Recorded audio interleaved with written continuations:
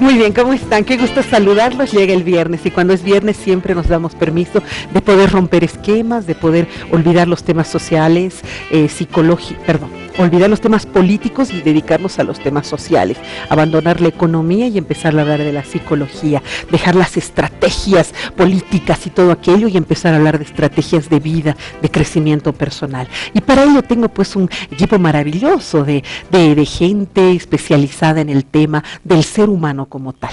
Como siempre estoy en compañía de amigos nuestros, Julio Bombacano, nuestro psiquiatra de cabecera. Qué gusto, Julio, querido, de estar contigo como siempre. Lo mismo, Verónica. Ramiro, como todos los viernes, genial. Ya hemos festejado el Día del Niño. Ya los hemos festejado, ¿sabes, no? Sí, ¿no? Y justo de eso vamos a hablar el día de hoy. Qué bueno. El Día del Niño, por favor, esperen, porque no es lo que todo el mundo piensa, ¿no? Que los niños y sus derechos y vamos a cuidarlos y protegerlos y son el futuro del hombre. ¿Sabe qué? Dice de mentiras. Empezaremos a hablar de verdad. También la más cordial bienvenida a nuestro psicólogo cognitivo comportamental, Ramirito Balda. Qué gusto, Ramirito, de tener. Siempre es un gusto estar aquí, Vero, Julio. Es un espacio que yo espero con ansia siempre. Te agradezco mucho, para nosotros también es lindo tenerte. Hace algunos días atrás hemos celebrado el Día del Niño y claro, nosotros los seres humanos tendemos a focalizar nuestra atención. El Día del Niño, hablamos del niño, de sus derechos, mañana ya no nos acordamos. Pero el canal que siempre intenta romper estructuras, hacer clivajes dentro de esos paradigmas que existen, ha hablado de otro tipo de niño. De ese niño que no es el niño de tu casa, que no es el niño de la esquina, que no es tu hijo, es el niño que tú llevas dentro, el niño interior, ese niño que sin duda alguna sale cuando menos te imaginas, porque de pronto tenemos conductas infantiles, porque de pronto tenemos conductas inmaduras, porque a veces de cosas ridículas nos enfadamos y nos damos cuenta que no es otra cosa sino ese niño lastimado, porque traemos conductas aprendidas en la niñez y replicadas a esta altura de la vida, berrinches, broncas, pataleos, miedos, que ya un adulto no debería tener. Pero es porque ese niño interior, ese niño interno, ese niño tuyo, no ha sido curado. Y miren, hay unas películas fantásticas sobre ello, de que encuentras a tu niño interior o a tu niño, y tu niño te hace una serie de cuestionamientos y te dice, oye, ¿qué tal?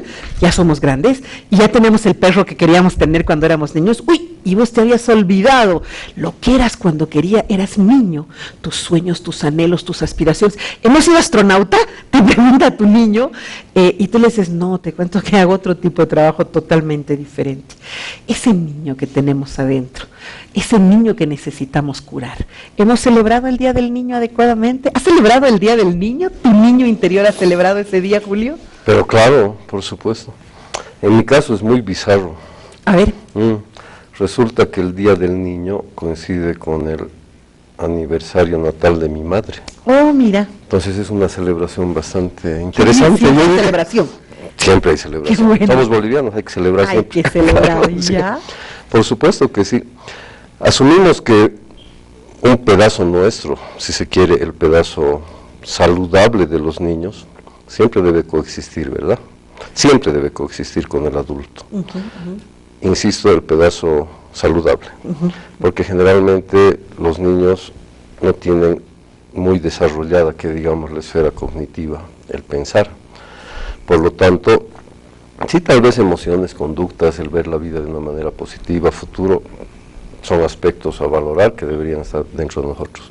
Y hay muchos otros que hay que, como decías, eliminarlos porque realmente pueden causar problemas en los adultos. Una vez me dijiste, cuando estábamos hablando de este tema, me dijiste, al niño interior hay que encontrarlo y hay que hacerlo madurar y hay que hacerlo reaccionar. Y hay otras terapias que buscan, particularmente las humanistas, buscar a tu niño interior, encontrarlo, cobijarlo porque pronto no tuvo cobijo en ese momento, comprenderlo porque por ejemplo en ese momento tal vez no habrá tenido comprensión. Sí hay un niño interno en el que tenemos que trabajar todo el tiempo. ¿Qué es el niño interior? Bueno, en realidad tenemos un bagaje de información en el cerebro, ¿no? Tenemos un montón de creencias, de pensamientos que han sido estructurados, no ahora, no hace 5 años, hablando del adulto, ha sido estructurado y formado en la niñez, ¿no? Esos referentes que tenemos en la niñez, los héroes, el papá, la mamá, los maestros, ¿sí? Todos ellos han ido incorporando ciertos elementos en nuestra mente que están ahí. Puede ser que sean de difícil acceso, pero están ahí. Y como adultos, en algún punto de nuestra vida, cuando hay problemas o cuando simplemente estamos en un punto de inflexión o de cambio, ese niño sale, se manifiesta. Le decimos niño porque son creencias que se han estructurado cuando éramos niños y que no son creencias al 100% maduras, es decir, no son razonamientos lógicos que nos van a llevar en un sentido lógico en nuestro comportamiento, sino básicamente van a ser pensamientos más relacionados a la búsqueda de placer o a la sensación más intensa de dolor y de sufrimiento que podamos tener. Cuando el adulto sufre, cuando el adulto ríe y se alegra, es ahí donde se manifiesta el niño interior, porque no hay lógica, ¿sí? Es netamente emocional. Entonces, tanto la emoción de la alegría, si es que podemos llamarla emoción, y la tristeza se van a manifestar en algún momento, y ese es nuestro niño interior. Perdemos a nuestro niño interior en el camino de la vida, ¿no? O sea, se nos va de las manos. Era uno y luego lo convertimos en otro. Simplemente lo olvidamos, tapamos aquello que fue nuestro niño interior. En terapia, sobre todo hipnótica, que es una de tus técnicas, se encuentra el niño interior, ¿no es cierto? Se encuentra a tu niño, no a tu niño interior, a tu niño, o sea, a ti cuando eras niño. Claro. ¿En qué beneficia eso? Bueno, depende qué tipo de patología, psicopatología estés tratando, ¿verdad? En una terapia hipnótica regresiva a la niñez, por supuesto que no solamente va a estar verbalizando el niño, además vas a ver fenomenológicamente que ese adulto o adulta han regresionado y están como niños en el sillón, si tú quieres. Sí, sí, sí. Se colocan así y empiezan a hablarte incluso con la voz de... Claro, porque están precisamente en su banco de memoria en la edad a la que lo has llevado. Me ha tocado hacer esa Claro. y me acuerdo de una persona a la que le hice la terapia de regresión, y era un niño otra vez, y era un señor, estamos hablando de una persona adulta, y se ponía así, decía, estoy mirando revistas, y me hablaba como un niño, por Dios, qué cosa impresionante. Claro, claro, porque como decía Ramiro, todos nuestros recuerdos están almacenados en bancos de memoria. Es como una computadora, si tú quieres, ¿no? Simplemente tienes que dar el comando para abrir el archivo correspondiente y va a salir con todo, no solo lo cognitivo, sino lo somatosensorial también. Pero como preguntabas, la idea es para qué tipo de tratamiento se utiliza, ¿verdad? Porque no necesariamente se debe hacer esto simplemente por curiosidad, como mucha gente quiere, puede ser hasta contraproducente. Correcto. Vamos a poner un par de ejemplos en los extremos, si se quiere, ¿no? Supongamos un niño que ha sido sobreprotegido, el hijo único, etcétera. Cuando sea adulto seguramente va a tener conductas muy egocéntricas, muy narcisistas, etcétera, ¿no? Ahí puedes hacer un tipo de trabajo. Al otro lado, un niño que ha sido abandonado, carencia, pérdida, dinero, muertes, maltratos, normalmente va a encontrar como adulto su satisfacción en dar a los demás, no la va a encontrar en darse a sí mismo. El dador eterno, claro. ¿cierto? Entonces él se va a hacer siempre daño, es decir, vas a ver ahí a un gordo, descuidado, que fuma mucho alcohol, porque él no aprendió a cuidarse, sino que en los demás encuentra su felicidad, su satisfacción, ¿verdad? Tienes que ir a trabajar con ese niño, no hay otra. Porque como ahí se crearon los patrones de distorsión cognitiva irracionales, neuroprogramación lingüística, si no modificas eso de origen, no puedes modificarlo en el adulto con una conversación, porque te va a escuchar y te va a decir, pero para mí el mundo no es así. Claro. O sea, tienes que volver a esa etapa de niño para hacer el clic, para enseñarle algunas cosas y para que pueda reencaminar su existencia. Por Dios, o sea, así funciona, nuestra cabeza empieza a razonar cognitivamente desde ese niño que has aprendido. Sí, y mientras más significativa haya sido tu niñez en cuanto a elementos de daño o de alegría, ¿sí? Más intenso va a ser tu niño interior. ¿sí? Niñez plagada o con maltratos frecuentes, por ejemplo, generan pues un bloqueo de esa información a nivel de protección del sistema nervioso, pero cuando llegas a la adultez, llega un momento en que por puntos de inflexión en tu vida se va a desbloquear esa información, y esa información va a salir, pero como si le dieras un chorro de manguera de bombero, digamos, a tu psique, ¿sí? Va a salir y realmente ahí vas a tener cambios muy fuertes en tu vida, ¿no? Y si no lo sabes manejar... Situaciones en las que hayas vivido, con ejemplos así muy puntuales. A ver, vamos a suponer que hay una persona adulta de 40 años, ¿sí? Que tiene... este sujeto, por ejemplo, al que hacías referencia, que seguro mucha gente se ha sentido identificada, el hombre abandonado, muy gordo, el dador constante, fumador compulsivo, o con alguna compulsión. El temor también se manifiesta. Ya, ¿sí? dime. Puede haber temores en la adultez que son irracionales, temor a algún animal, temor al espacio abierto, temor a las fobias en general. ¿sí? Sí. Estas fobias tienen origen en la niñez, ¿sí? Porque han sido condicionadas por la familia muchas veces. Y hay un experimento muy fuerte de un psicólogo llamado Watson, que hizo un condicionamiento a un niño, Albert, que no tenía miedo al peluche, al conejito, ¿sí? Le mostraban el conejito y él acariciaba el conejito, pero cuando asociaron un ruido estridente a la presentación del conejo, Albert comenzó a generar miedo al conejo.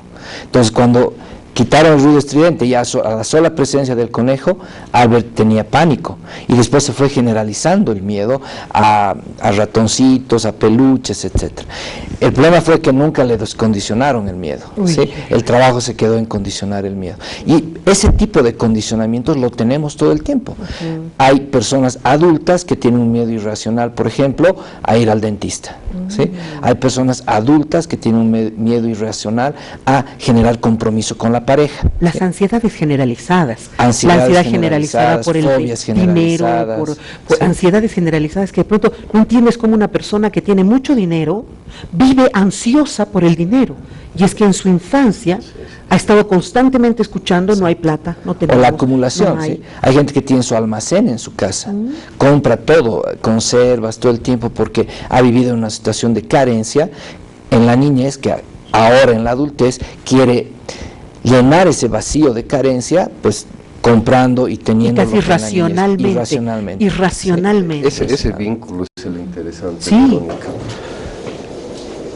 A ver, ayer, un ejemplo de los que decías. Por favor. Viene una mujer al consultorio, igual 40 y tantos años. Me dice, y esto para que la gente nos entienda. Sí. Lo racional es lo lógico, para ponerlo en fácil. Lo irracional es lo que no encaja, digo. Me dice, doctor, mi marido hace años me golpea, es alcohólico, se gasta el dinero, no cuida bien a los hijos, etcétera. Ok.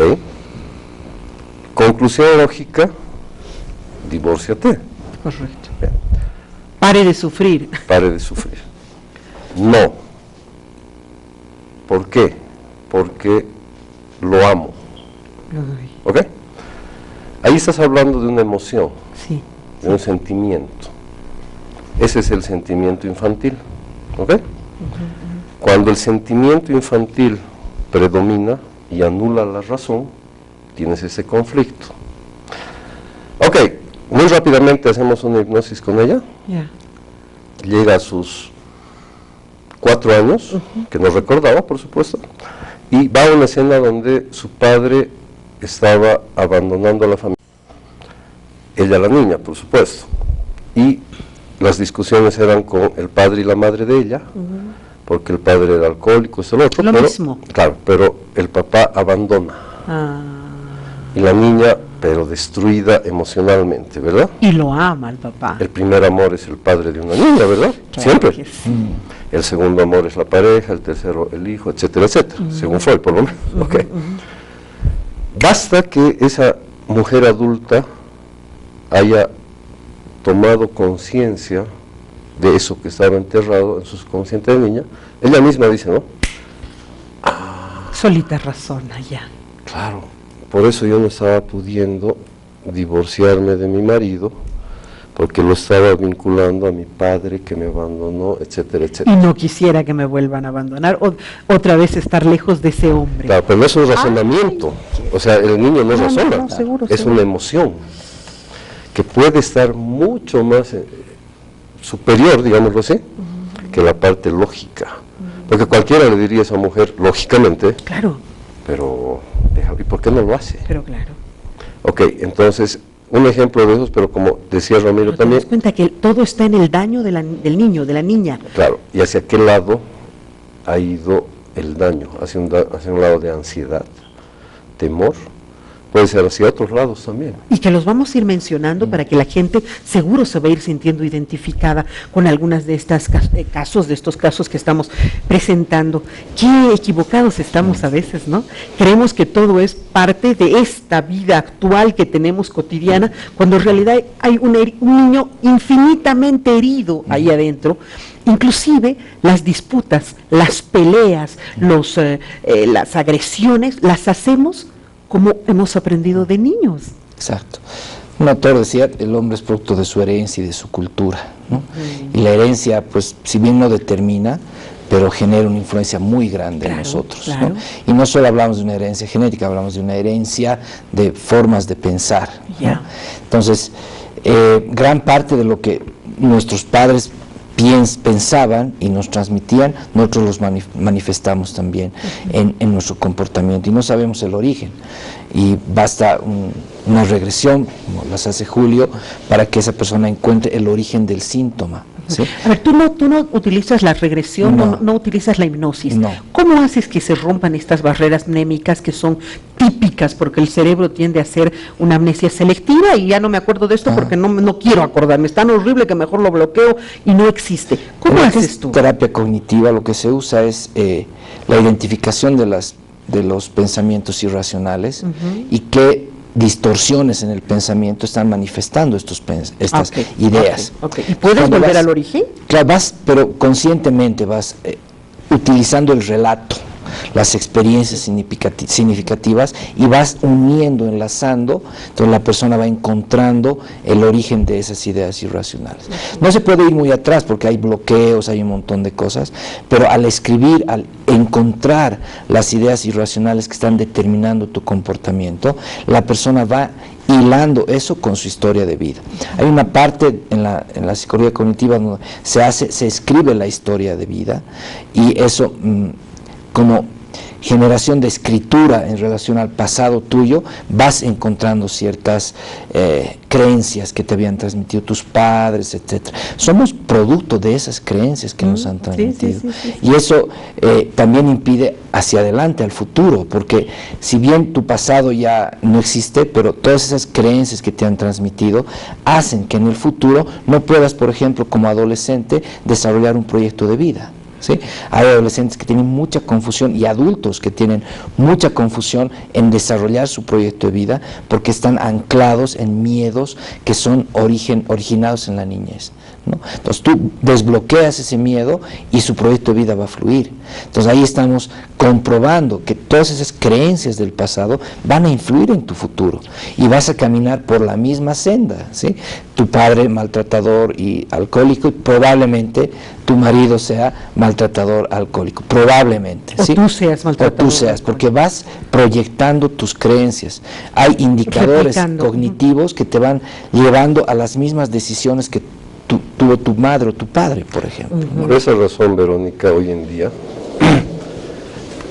la terapia cognitivo-conductual es la que se está utilizando con mayor éxito y cantidad en todo el mundo. Ha desplazado, en mi opinión, totalmente a otras escuelas. Para redondear la idea, ¿qué les parece si usamos el mismo ejemplo de la mujer que lo amaba, digamos, pero desde lo cognitivo?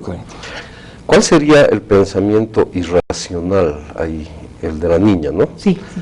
Me voy a quedar sola, sería el pensamiento irracional, ¿verdad? Porque claro, la niña cuando el padre se va, se queda sola. O no debo abandonar. Exactamente, que es irracional. El trabajo abandonar, uy, cierto. Claro. El trabajo del terapeuta cognitivo-conductual es hacerle notar, digámoslo así, a esa persona adulta dónde está la falla de su pensamiento, dónde está lo irracional, y colocarle una oferta de un pensamiento racional, no con trampa, no con truco, sino racional. La alternativa racional. Pero ¿por qué no te divorcias del golpeador? Es que lo amo, no, vamos más lejos. Es que me voy a quedar sola, es que nunca voy a tener otra pareja, es que, oye, pero solo en La Paz, Bolivia, deben haber 2 millones de habitantes, que te hace pensar que te vas a quedar sola si la mitad van a ser hombres de tal edad. Uy, rompe esquema. Ok, claro, porque ¡clic! Por eso los llamaba Becky Ellis, los padres de este tipo de terapia, pensamientos automáticos, pensamientos... Cierto, ¿no? Que ahí están. No tienen lógica, pero los tienes. Ahí están. Ajá. Es como el fóbico social, ¿no? Cree que puede leer la mente de la gente, el fóbico social. Así, listo.